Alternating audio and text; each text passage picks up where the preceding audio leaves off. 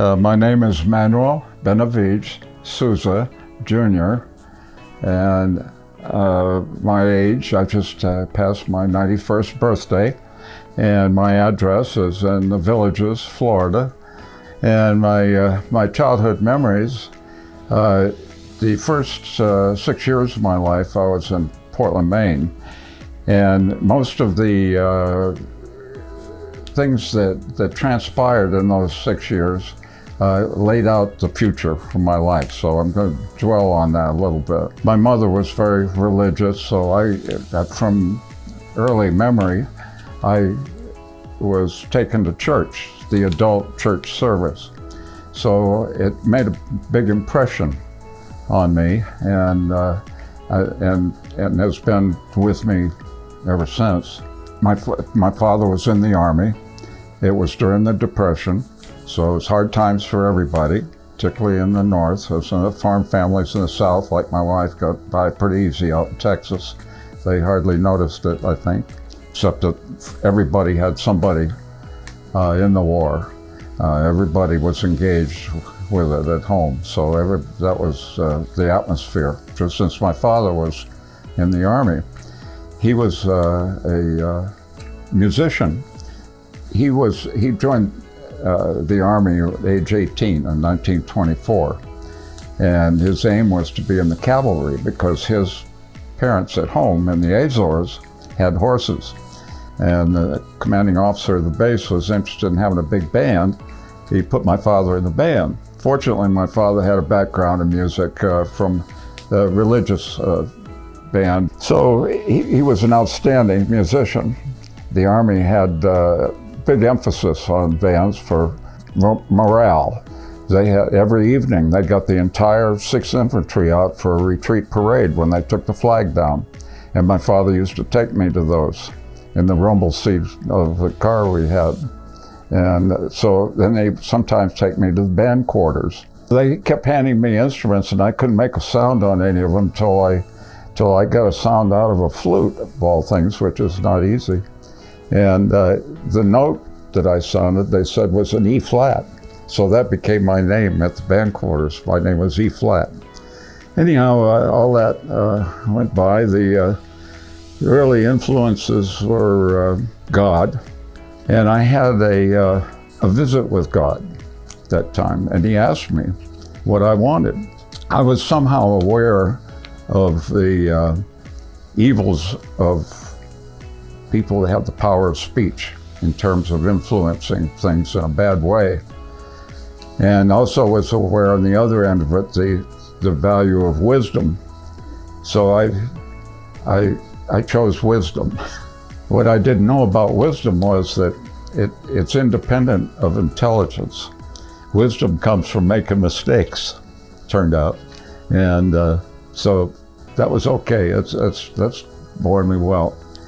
So I also had another conversation with God, and he told me that I was going to live till the end of time. That was just announced. It wasn't a long conversation. And so now here we are. I'm breezing past 91. My mother lived to 105. My grandmothers both went into their late 90s.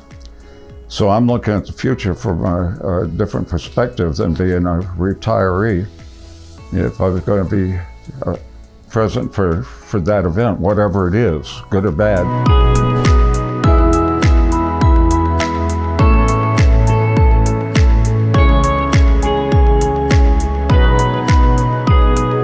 Well, it hadn't changed. When I retired in 1986 was longer than I was on active duty. I never went back to work.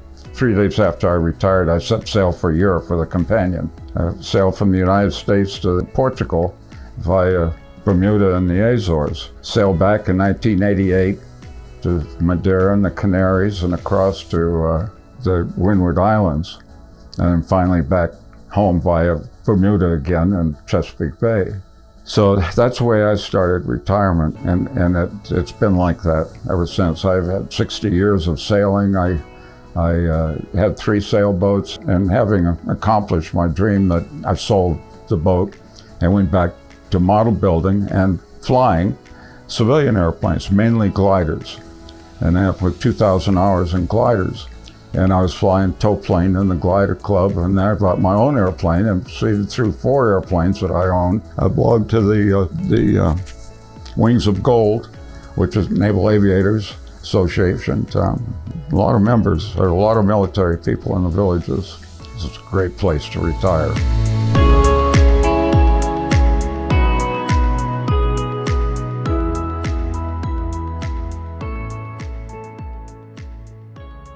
Well, moved a lot. Went to a lot of different schools. I went to nine different schools through high school, and started out in Maine, 2 different schools. I started out as soon as I could walk almost. I was sub-primary, primary, and then kindergarten, 1st grade. And I didn't like it. I had a horrible experience with a teacher the first time around. My interest and learning ability was compounded by frequent moves in different schools. Meanwhile, I had read all of the children's books, especially the Wizard of Oz, which was very much in my life even today, because my life has been on the yellow brick road, as you'll see. And so we went from Panama back. We were evacuated from Maine. We were there when the Japanese attacked Pearl Harbor on December 7th, and Panama was converted into a preparation for war zone almost overnight. They rounded up every Oriental in Panama and put them in camps because they didn't know who the friendlies were or the enemies. They did a total blackout with the lights out everywhere.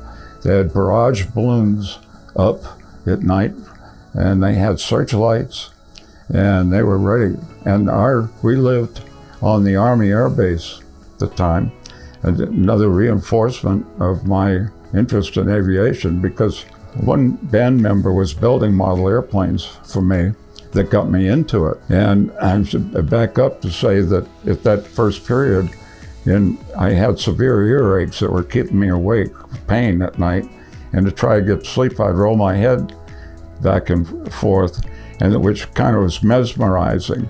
So I was getting into out-of-body experiences.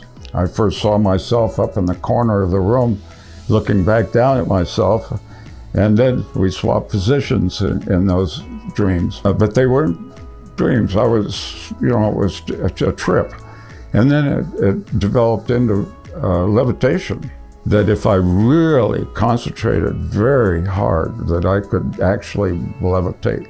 Not to go very far or anything, but get off the ground. And it was so convincing and so real that I'd go stand on the scales, see if I could do it at will without doing the self-mesmerizing head rolling. So that was a spiritual experience, and that all those things reinforced my interest in flying, one way or the other, airplane or glider or whatever it was.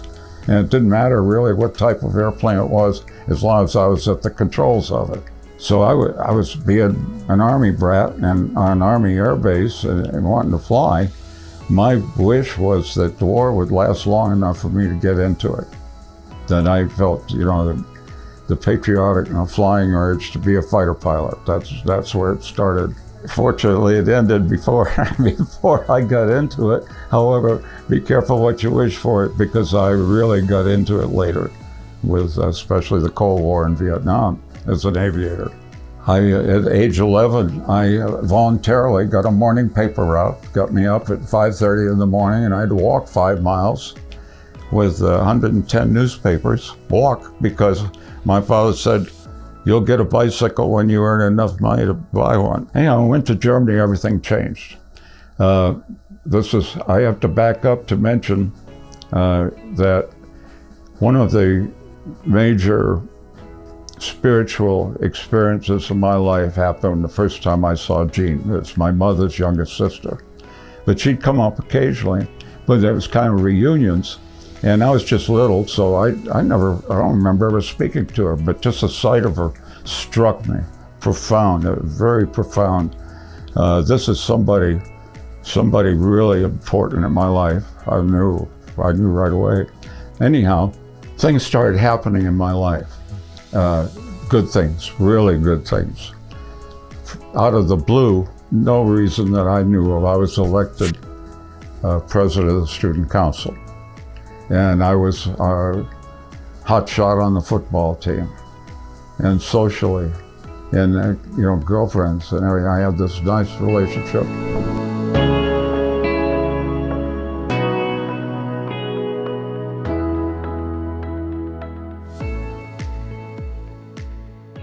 What influenced my career choices was flying. I didn't care if it was airlines or, in fact, the airlines attracted me because of the international travel. And it just seemed like a romantic way to live. I wasn't attracted to going to the Army at all, but those weren't any things that I could see making a career of. They kind of put on the back shelf or, hobbies. So there wasn't much I could count on. I liked walking, bicycles, driving, whatever, anything that was moving, I liked, and most of all airplanes. But I got back to writing. I started writing in 1975. I was doing freelance on my own, just voluntary stuff, and it started accidentally. I wrote an article. My wife and I at the time sailed a 30-foot boat from Annapolis to Bermuda and back. That's across the Gulf Stream, and that's pretty challenging sailing. In a 30-foot boat, not many people were doing it. So I wrote just a newsletter about it.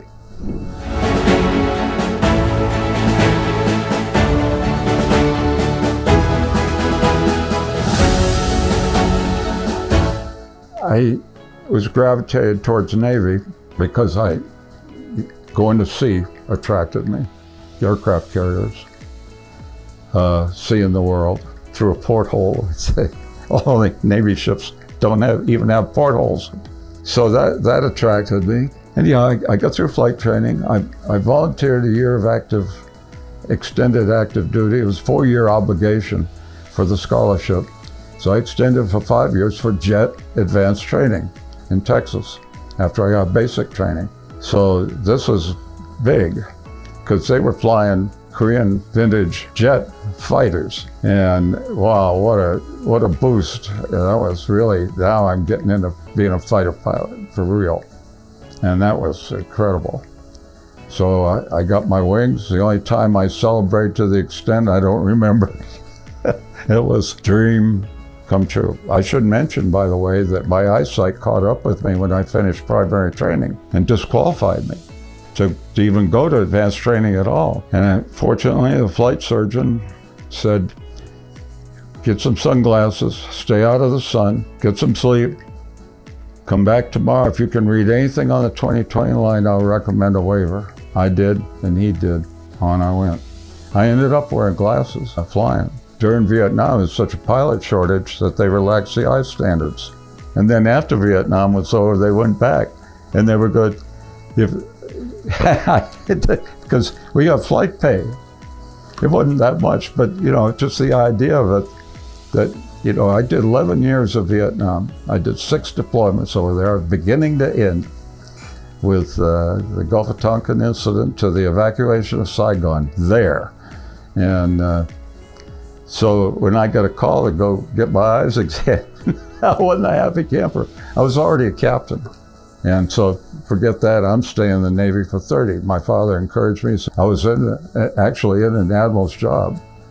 I went there as his number 2, and Secretary of the Navy fired him and gave a job to me. That's how I ended up in there. I wasn't getting the pay or wearing the uniform of an admiral. That was very proud experience to see, because we would have as many as 6,000 sailors on the ship, 100 airplanes on aircraft carrier, and in combat conditions, weather conditions. It was a miracle operation, and it couldn't have been done unless everybody was 100% in it, and we were all in it 100%. That photograph on the cover with that beard became an issue back in the States. In the squadron newsletter, my public affairs officer sent that picture back. And the sailors were, although beards were legal in the Navy then, the Commodore of the base wasn't allowing them.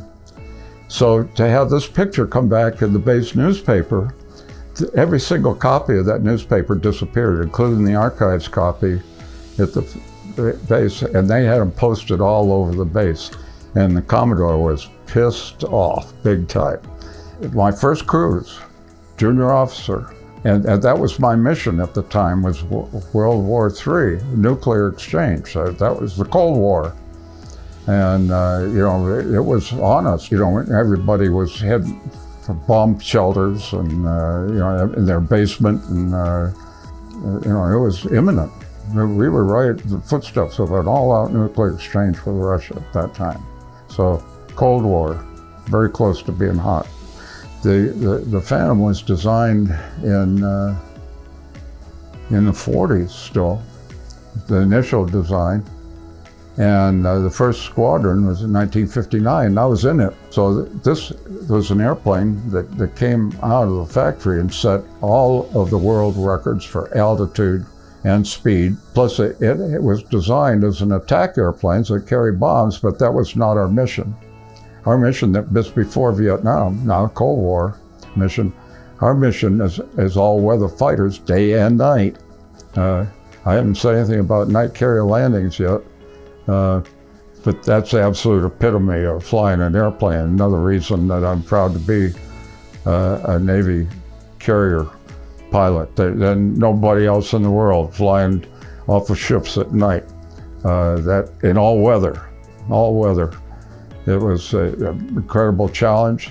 The last one was no easier than the first one. It was just, the flight surgeons experimentally wired us up to see how we were reacting physically in combat, heart rate and all of that, and found out that we were, I guess, say, tensed up more for night carrier landings. But it was under our control. You know, there was nobody else except the landing signal officer who could wave you off if you were unsafe. And I did that for 7 years too, in addition. I was responsible for the safety aspects of approaching airplane. 7 years, but that was just a collateral duty. My primary duty was flying. I didn't get into talking about A7s, but I am now. The A7s were attack airplanes. Our mission, a single engine, single piloted, subsonic, and the most sophisticated airplane in the air at the time. If we put a bomb outside of 30 feet and any altitude or dive angle or anything else, there was something wrong with the system. Yeah, I mean, we were bombing consistently within 30 feet of a target, which was very valuable for not having to go back for a second strike on a target because we missed it.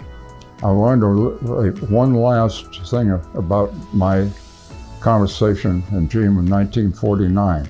Actually, I'm not sure if it was Gene or God, but I was asked, I was out in the woods of Bavaria, which are all manicured. I mean, you can ride a bicycle through the woods anywhere in Bavaria. I mean, there were no weeds, there were nothing, no obstacles. So I stopped my bicycle and leaned up against a tree, and I was sitting down behind it in total tranquility. I was just spinning the pedal on it, sitting on the ground. And it came to me, the question came to me, how bad do you want to fly? I said, more than anything. And would you exchange your life for 10 years of flying to rescue a comrade in combat in 10 years? And without any hesitation, I said, absolutely.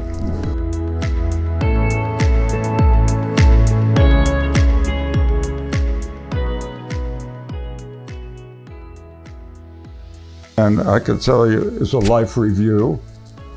I had a lot of complicated things happen in my life at the same time, family separation. I didn't go into detail on that. I do in the book.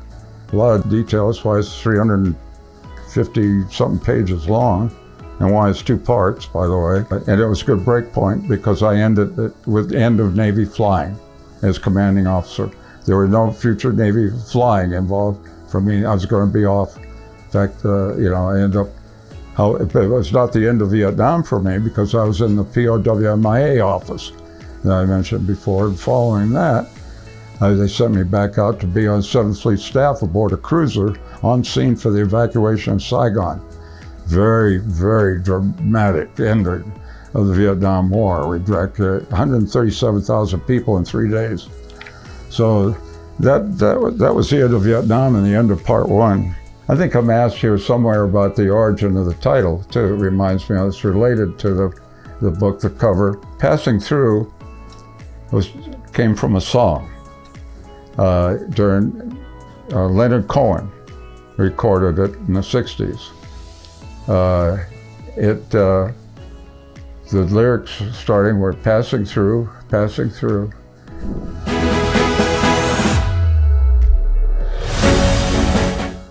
I started writing it by hand before I was in the computers at all. In 1993, I had a break. Back from sailing the Atlantic, or Europe and back. So I started writing, and it was kind of a work of fiction to start with, and I wasn't happy with it. And then it brings me back to another story. I got a letter from Hollywood, California, and it was Corinne, who I had dated in high school. And so I became an I Do Buddhist in that, because we got married. And my mother, I was now being a caregiver to my mother, who was in her 80s, and she was macular degeneration and crippled by arthritis. So I stayed with her till she passed, and at 105. Corinne passed away 4 days before our 20th wedding anniversary. We were married on Halloween. The Buddhist ceremony. It was very dramatic. Anyhow, it's probably a good point to end this. That's a part two story too. A lot of things I've said are part two, which in a way are more dramatic, but not directly involved with war. So that was another reason for the break point.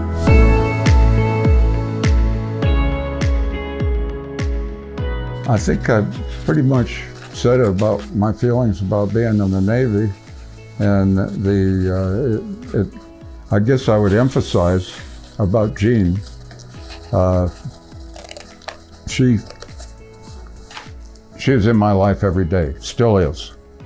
So that's the key of what I want to close in. She's been influencing my future ever since. She's my friend, she's my companion, she's my lifesaver, she's my joy. She's got a sense of humor, a lot of things she does just to let me know she's there. Just to let me know she's there.